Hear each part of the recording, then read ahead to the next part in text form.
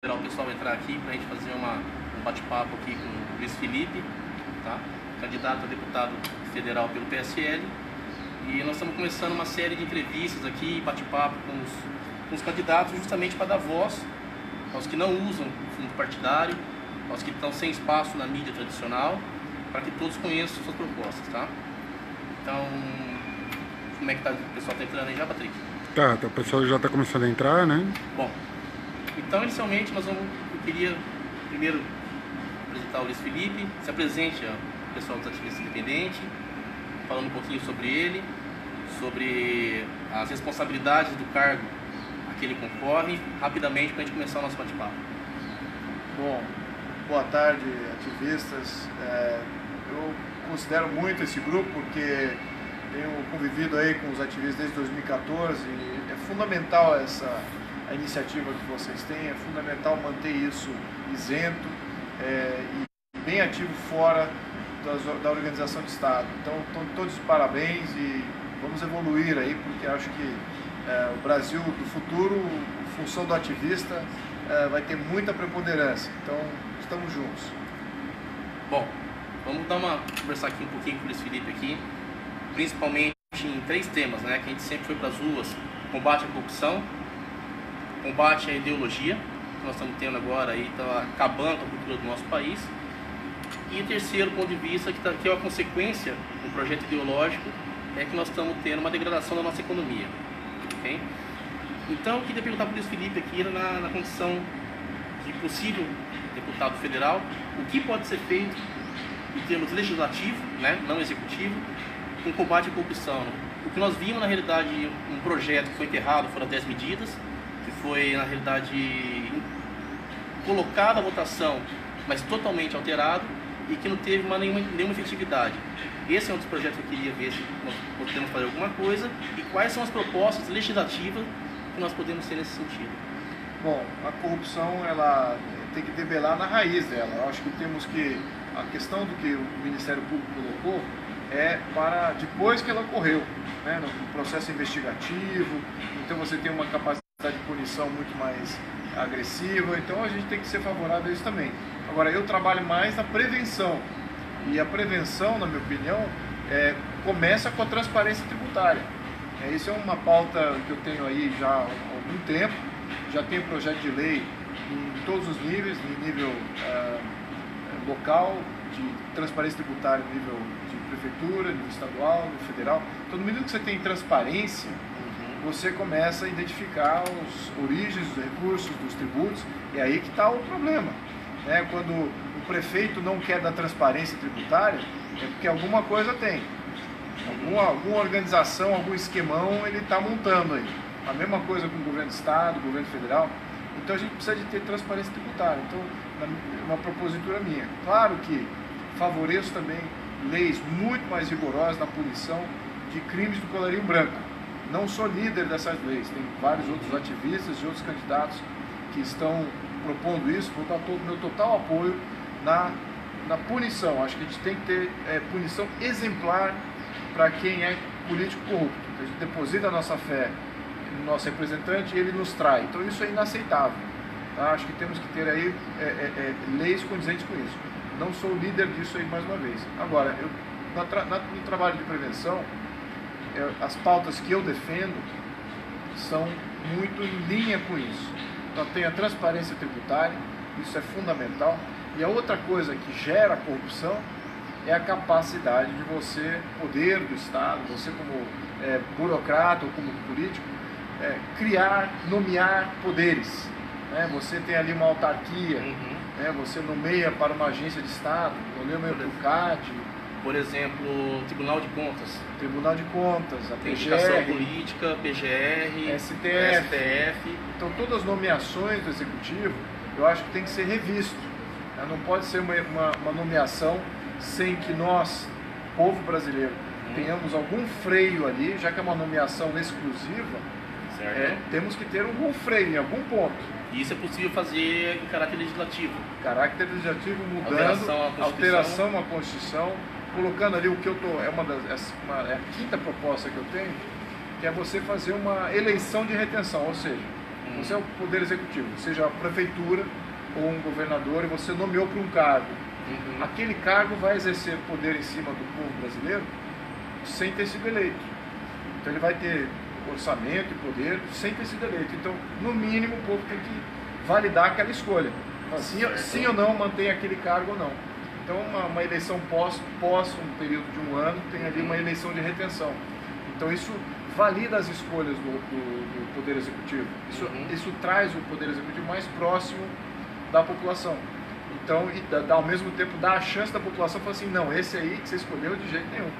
Então, quando você, mesmo que isso não seja exercido, mesmo que todos aqueles que sejam nomeados passem no crivo, são pessoas idôneas, etc., só o fato de ter um processo como esse, ao longo do tempo, né, na linha do tempo de um Poder Executivo, ele já vai tomar boas escolhas, vai forçar ele a fazer boas escolhas. Então, isso é fundamental para a gente ter mais transparência. E o Poder Executivo, que é o que é o dono do orçamento, é ele que comanda o orçamento, né? É ele que tem o poder de corrupção na mão, usa esses cargos de nomeação para isso, aloca o orçamento. Então, se você tem o poder de remover isso através de uma eleição de retenção, são duas coisas aí que vão bem de encontro a essa pauta de corrupção.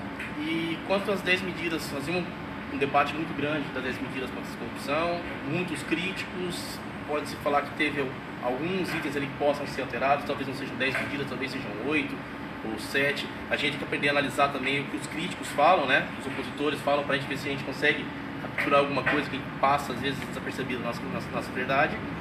Mas qual a tua opinião sobre esse projeto de lei específico das 10 medidas? Perfeito. Se você concorda na totalidade dele ou se você tem algum ponto que subtrairia ou acrescentaria alguma coisa? Bom, olha, sem entrar no mérito das 10 medidas, falando também um pouquinho do mérito, vou entrar um pouquinho no mérito aqui das 10 medidas. Nem tudo nas 10 medidas era positivo. É positivo no contexto de que tem o Moro e tem o Deltan Dallagnol no Ministério Público e fazendo isso via Polícia Federal. Então são pessoas que se tornaram mais visíveis e a gente depositou confiança neles. Certo. Mas e quando eles não estiverem mais aí? Quando a gente mudar aí o Ministério Público, agora eles estão com esses novos poderes. Você bota um juiz ali que tem uma ideologia enviesada, ele vai ter mais poder. Então isso não necessariamente é bom. Então a gente tem que ver com essa balança, certo? Então, independente disso, o que está de errado com o processo das 10 medidas? Esse que é o ponto principal aqui. Um projeto de lei de iniciativa popular, como é feito fora do Brasil, o processo é muito mais automático, ele não fica sujeito ao governo. O que significa? A gente preenche a assinatura lá, submete ao TSE, o TSE valida as assinaturas, muito bem, é automático, o povo quer isso aqui, o povo quer essa lei. O Congresso tem que se manifestar, tem 30 dias para se manifestar.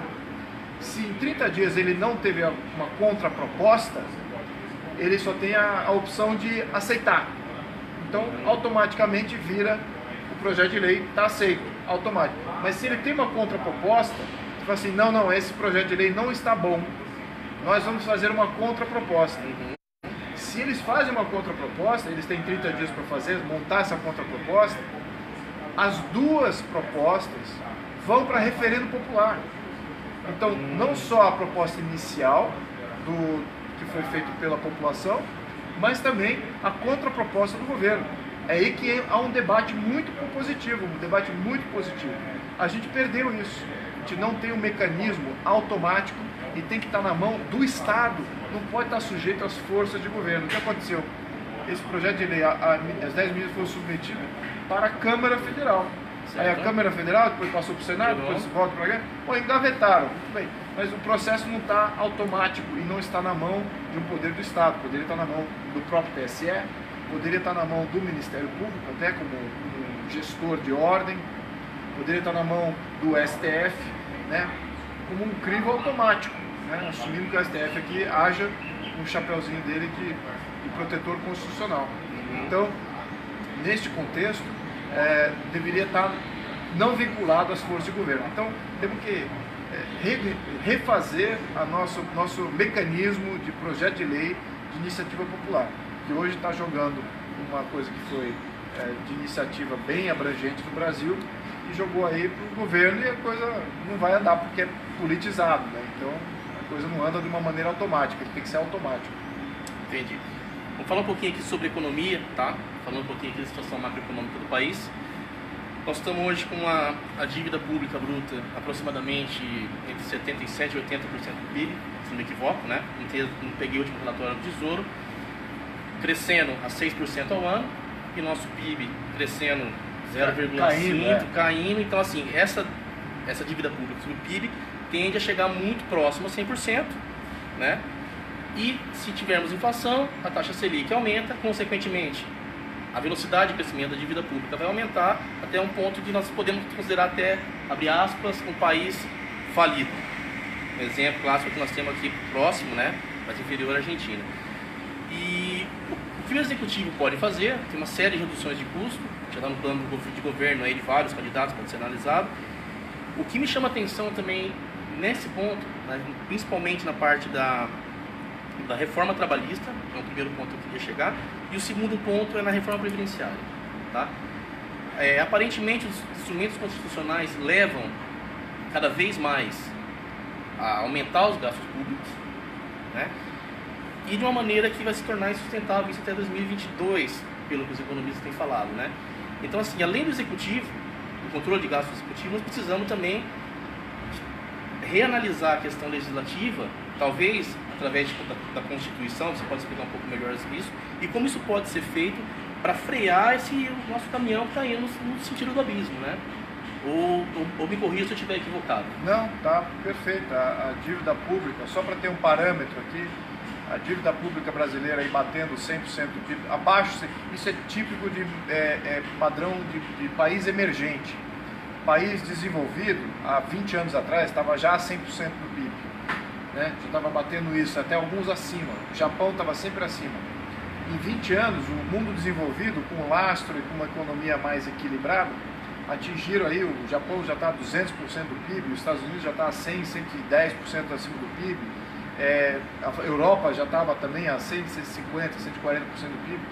Então, em condições assim, você vê que eles lá têm infraestrutura, juros baixos, juros a zero, né? Então eles conseguem até sustentar isso de uma certa maneira, mas eles já estão também em situação de alta periculosidade, né? Alta falta de liquidez ali, de insolvência. Então o mundo está caminhando num processo aí de insolvência que é perigoso para todos, não é só o Brasil. Agora, o Brasil, por ser um país emergente, não pode se dar o luxo de ter uma dívida PIB de 100%, de 110% ou qualquer coisa acima disso.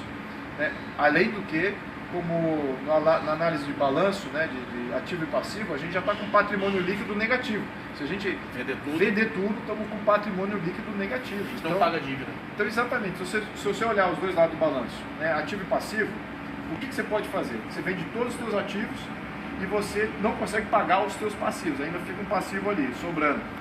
Mas você fala assim, muito bem, então o que eu preciso fazer para gerar mais caixa ou ativos, né, que seria a caixa tributária, para poder equacionar essa sobra que falta?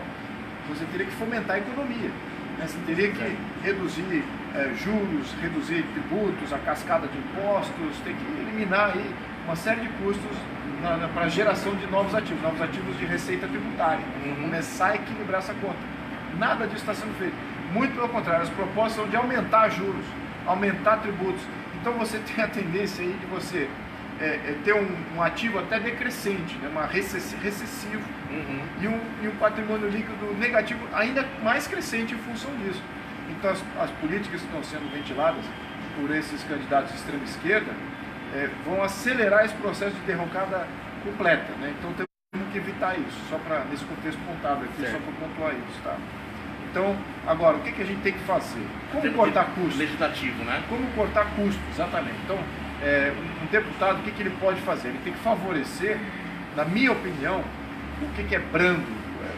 Você não consegue acabar com a estabilidade do funcionário público. Você não consegue acabar com a CLT, você não consegue acabar com uma série de direitos adquiridos que estão lá como cláusulas pétreas na nossa Constituição.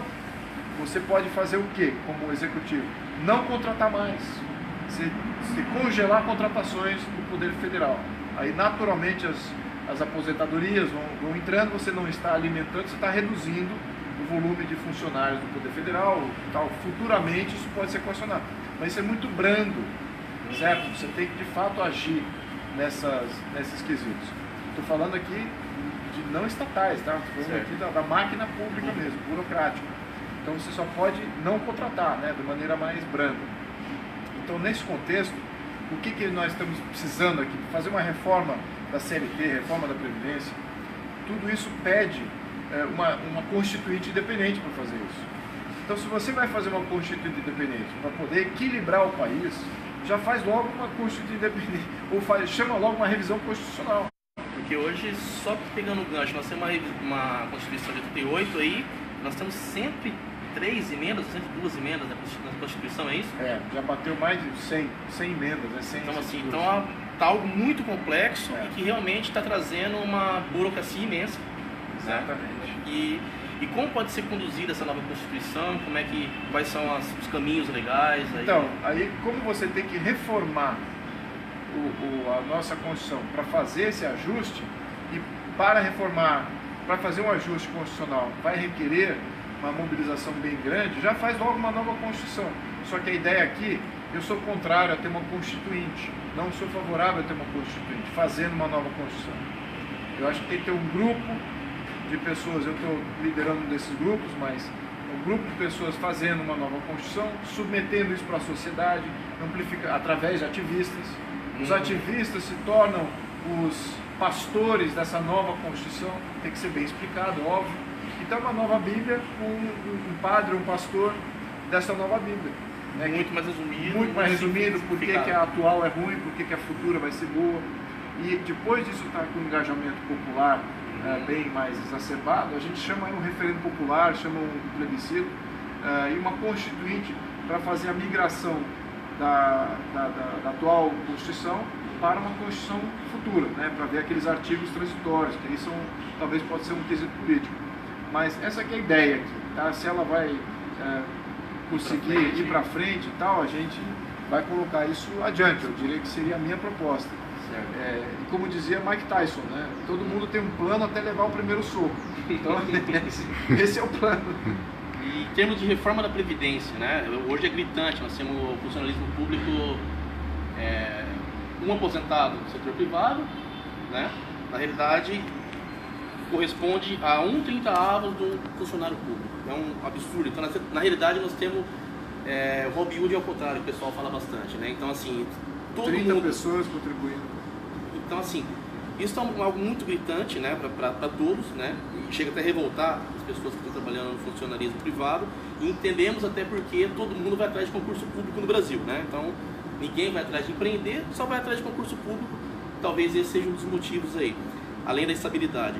E como isso pode ser alterado através de uma reforma da Previdência, através de um trabalho do Legislativo, principalmente focado na reforma da Previdência, que hoje é um dos principais fatores de evasão de investidores aqui do Brasil. Não só isso, mas assim, a CLT também em si, já teve uma reforma aparentemente positiva, temos que aguardar os resultados. Sim.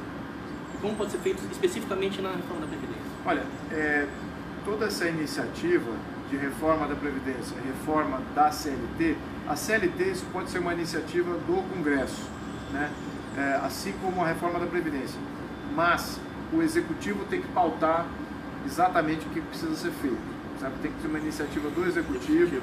Porque você deixando isso na mão de 500 deputados, um deputado tem essa iniciativa.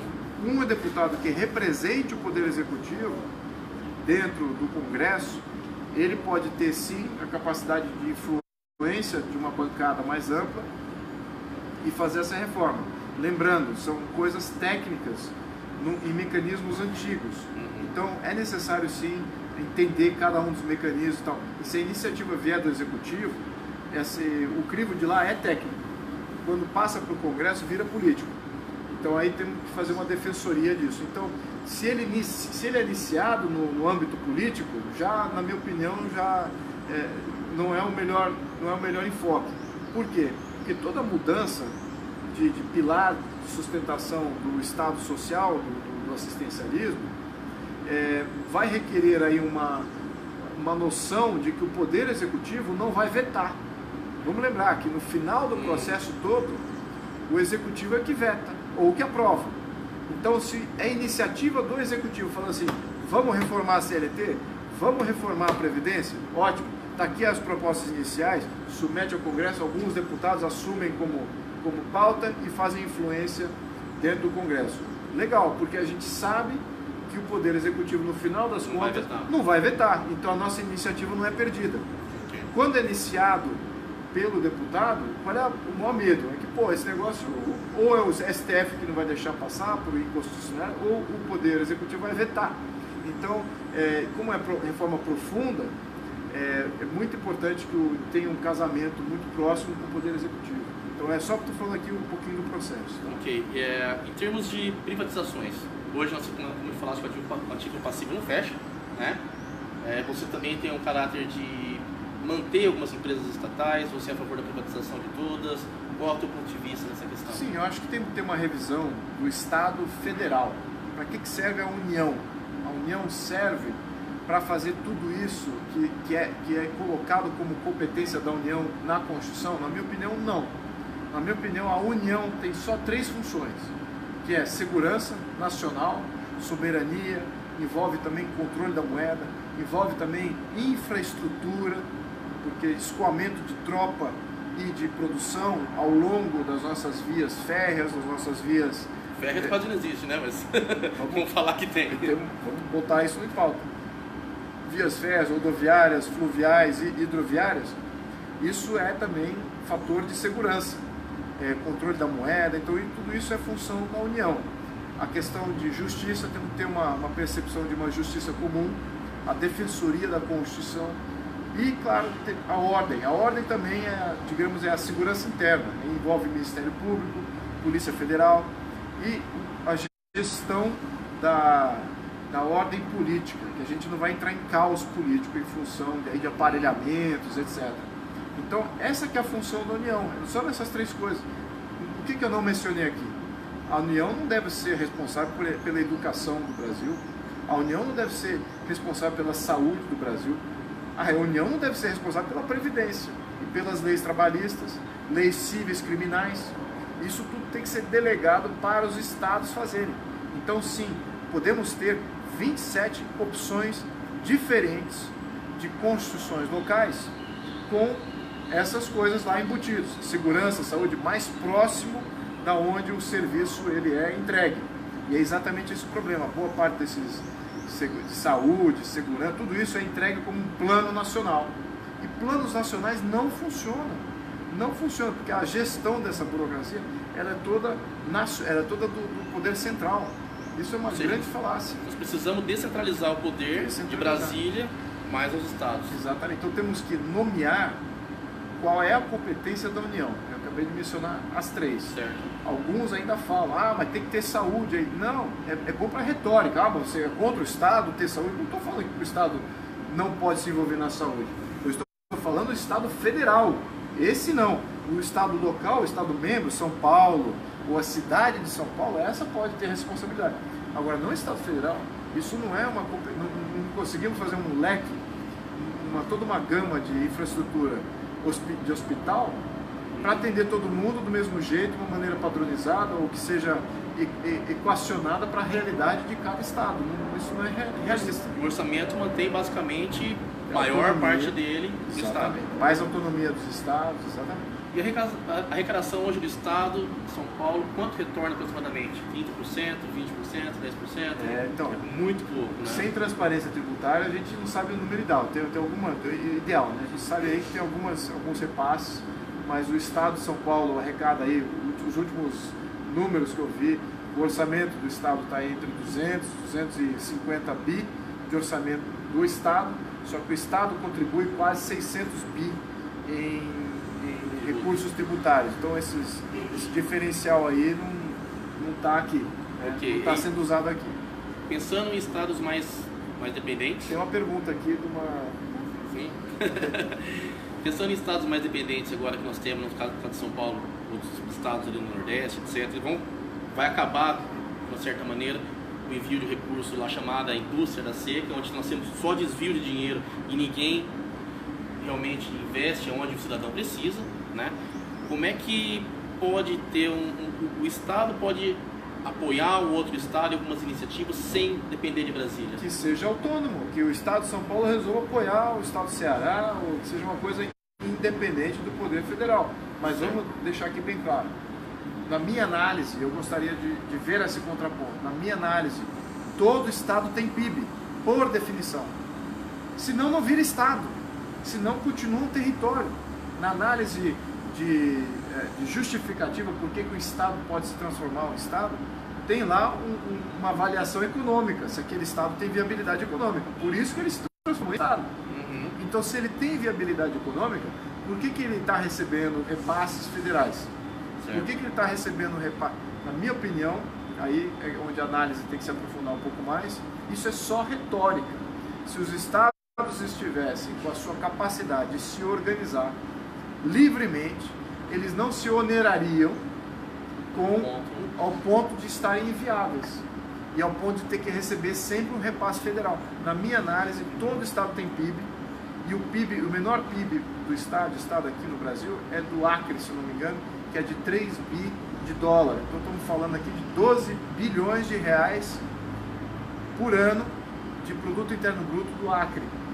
Então, neste contexto, não se sustentaria ali, tem vários países que têm um PIB menor do que o estado do Acre, mas tem ali um país independente. Aquele país não fica recebendo verbas da ONU, repasses de outro país, eles agem como um país independente. Por que isso não é possível no Brasil?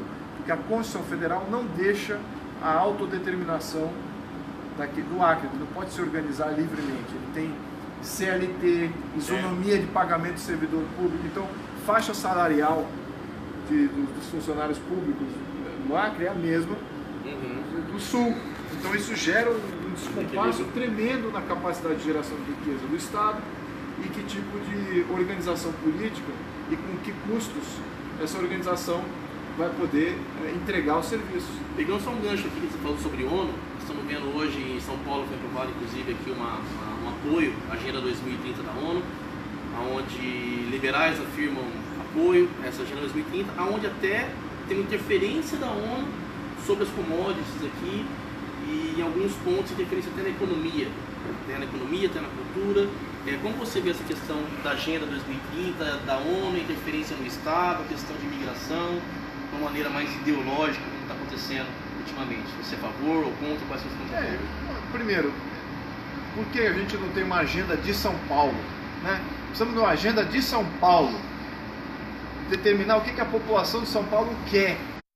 Isso que é fundamental, leis nossas, metas nossas, aquilo que vai nos satisfazer é aquilo que vai nos tornar feliz.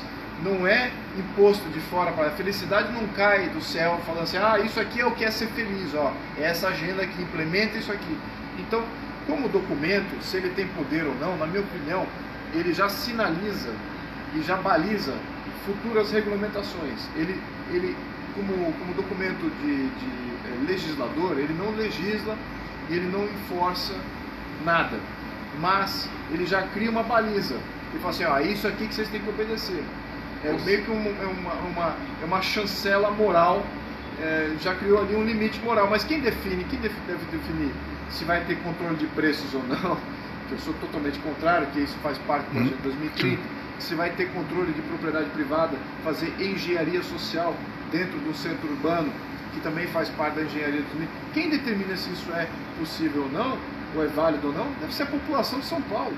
E a gente tem que determinar, a gente não faz esse exercício, isso é que é o incrível, não tem comunidade empoderada no Brasil, e aí ficamos com esses ditames que vêm de fora. Ou seja, o contrário a isso. Além de Brasília, uma centralização de poder em Brasília, agora tem uma centralização de poder na ONU. Pior ainda. Pior ainda, vai ficar mais distante ainda a nossa capacidade de divulgar isso. Nós estamos aqui falando um pouquinho sobre segurança pública, tá? Vamos definir um pouquinho sobre a Polícia Federal, Polícia Militar, Polícia Civil, e também tem uma polícia especial aí que foi criada há pouco tempo, da Força Nacional de Segurança.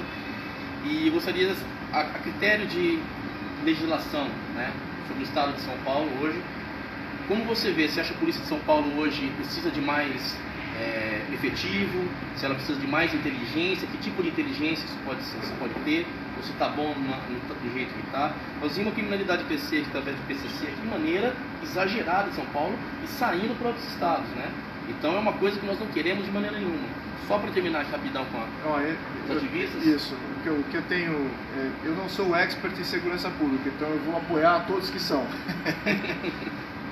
Mas o que eu sei de segurança pública, porque o meu padrasto esteve envolvido com um projeto lá na cidade de Indaiatuba, foi de integração tecnológica da Polícia Civil, Polícia Municipal, com Polícia Militar, Polícia Civil. Então foi um projeto muito interessante e aquilo, de certa maneira, está sendo implementado em algumas cidades. Então isso baixou a quase zero o roubo de carga e baixou a um nível monumental o roubo a casas, porque eles integraram todos os circuitos de câmeras de circuito fechado das casas no sistema de polícia. Então todas as câmeras das casas se tornam uma câmera mais ou menos como foi feito no México na Cidade Segura, projeto Cidade Segura, projeto Cidade Segura, exatamente. Então sou muito favorável a isso. Tem até um deputado estadual do PSL que está apoiando isso.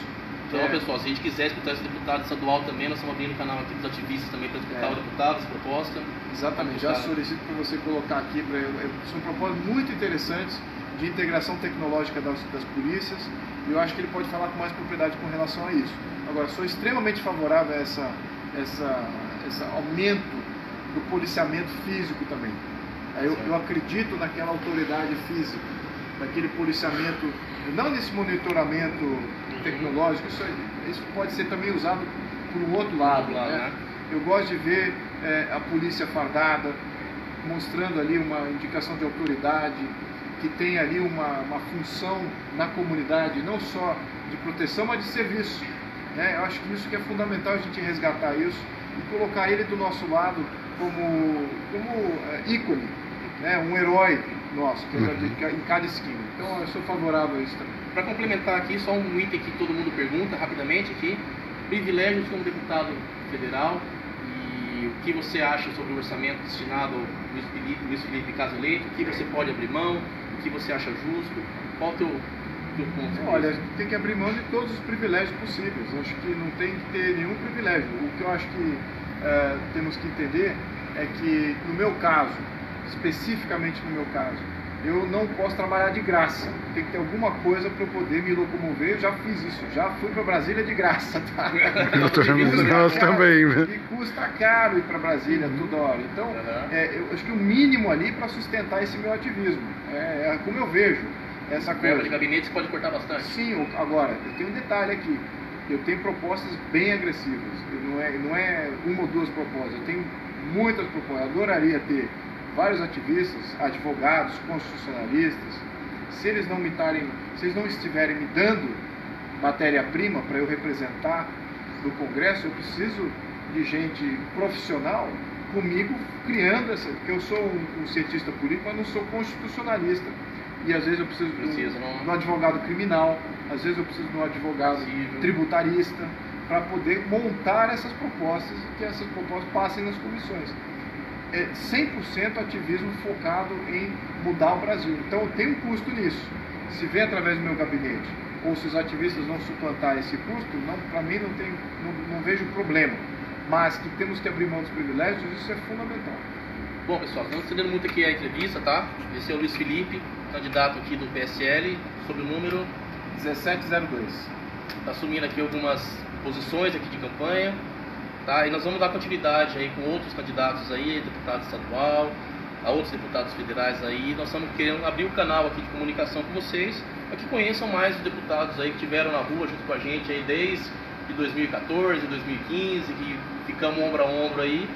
Então, e vamos abrir o espaço para vocês também questionarem os deputados e que nós podemos fazer as respostas deles para vocês também, tá bom? Nós vamos encerrar aqui por uma questão de agenda do candidato aqui.